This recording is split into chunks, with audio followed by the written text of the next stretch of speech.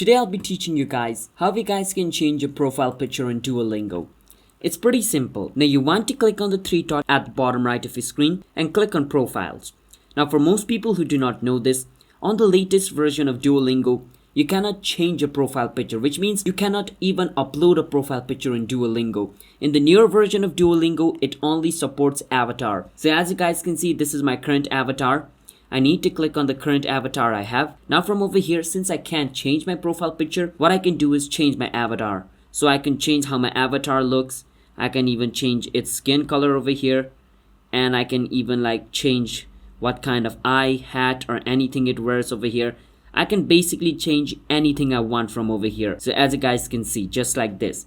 So you cannot change your profile picture, but you can customize basically whatever kind of avatar you want. And click on done at the top right corner and our avatar will be changed on Duolingo just like this. So that is how we guys can change your profile picture, which is basically an avatar now in Duolingo. Hope you understand.